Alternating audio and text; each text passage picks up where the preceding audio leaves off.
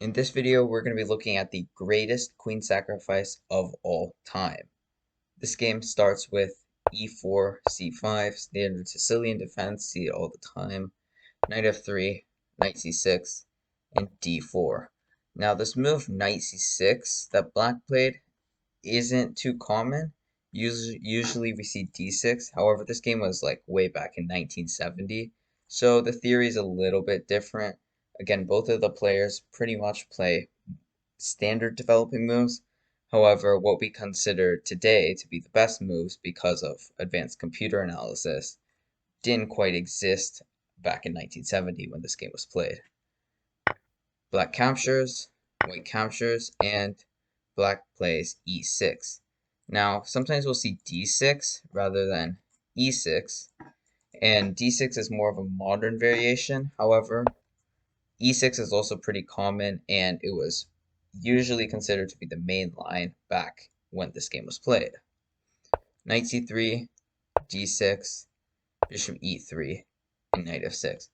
Now, this position with the bishop supporting here and the early queen movement, which is most likely to happen, usually supports something like f3, queen d2, and queenside castle. Black will usually play bishop e7, kingside castle, and there will be a very aggressive game. Now, the whole idea behind this f3 move is that since white is attacking on the king side, it supports g4 and h4, and we see something similar in the game. However, in this game, white plays f4. Now, the idea is that this bishop is blocked off, so g4 can be played anyway, and it doesn't need this f3 move to support it. Bishop e7, queen f3, castles and castles. Just like I mentioned, see queenside castle by white, kingside castle from black, and we're going to have a very interesting game. We're probably going to see something like g4, h4, and g5, and white will look to attack on the G and H files, and black will look to attack with something like A6, B5, and B4, attacking on the queen side with the A and B files. You see bishop D7, bishop E2, knight takes, and bishop C6. And this whole maneuvering with black and giving up the knight is that the idea is pretty much that now this e4 pawn is weak. So for example, if white plays something like, I don't know, queen g3 to attack along the g file, well, then this pawn will be hanging later on in the game. So it's an annoying weakness for white. However, white can simply play g4 with the idea of g5, and then the knight will retreat, and now this pawn isn't really a problem anymore. Black plays queen a5, which is a very common idea in games like this. And the idea is to play something like b5, b4, and then this pawn will be hanging in the end. So usually white will sometimes throw in king b1 to support this weak pawn here. We see g5, knight d7, and rook h to g1.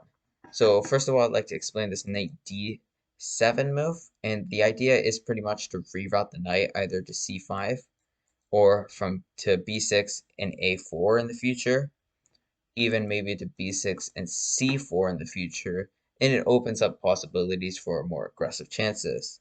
And the whole idea behind this rook h to g1 move, it's pretty obvious. White just looks to get the rook on the g file, and there are x-ray threats with the rook and the bishop on this g7 pawn. We can see they're lined up nicely, and possibly something in the future like h4, h5, and g6 or h6 will happen. And pretty much white is just going to pawn storm, and then black is going to do something similar like I mentioned. And immediately black just pushes b5. And white plays queen h5, which I mark as the first big blunder of the game. It's not so much as a blunder as a slight inaccuracy. In this position, the computer says the best move is f5, and then something like f6. However, in my opinion, the main reason why queen h5 is a bad move is because white wants to move this flank pawn here. with h4, h5, and playing something like queen h5 halts the movement. However, it's not a big deal, and it might just be a slight inaccuracy in the overall sense of the game. Black continues with b4, and white plays knight to d5, which this might look strange at first because it just gives up a piece, right? Well, it is computer's best move, and now this pawn is hanging, so you want to attack with some threats. And the idea is, if black captures, and captures, well, there's bishop d3, and we can see the bishop plus the queen. It's direct threats against this pawn. If you play something like g6, well, there's queen h6. This bishop is opening, this bishop is opening, and we can see the power of the two bishops along the diagonal. And black is simply too slow with the attack. White will end up checkmating first. So, after knight d5 and captures, white actually plays something very interesting here in this position. Now, this move isn't obvious at first. However, it is the computer's best move, but it's really, really not easy to find. And this is why I named the video the greatest queen sacrifice of all time. The move is queen to h6. I mean, just look at this. Number one, obviously the queen is hanging, and for white there's mating threats. And the idea here is you can't capture the queen. Takes, and now the bishop and the rook, which is now open, are going to set up a mating net, bishop g5, and rook takes, and it's pretty much a forced checkmate. Which is why, after queen to h6, in the game, black plays knight to e5, hoping to shut down this bishop and maybe capture the queen in the future. Well, white says, I don't care about your ideas, I'm just going to take the knight. Forget about the queen, and the idea is that if you take the queen now, it's still not that good, because again, the bishop is opening up, the king is stuck in the corner because of the rook on the g file. I'll capture your bishop with threats of promotion, and overall it's not going to be a very good story. However, the game went in a different path. After captures, black played rook f to c8, which is the first big blunder of the game. It pretty much loses on the spot. In fact, in this position, black is winning. Believe it or not, black is simply winning because this whole fancy queen h6 move, in the end, it's sort of too slow because queen takes a2, which is typically the best move, or something like rook f to d8, just developing rook b8. However, like I mentioned, black plays rook f to c8, which there's a couple of reasons why black would play this. Number one, it creates what is known as Luft for the king, and now the king could slide over. Number two, it's now aligned with the king, the enemy king, and this could become dangerous in the future with something like bishop to a4. So the game continued with e6, and now finally black takes the queen.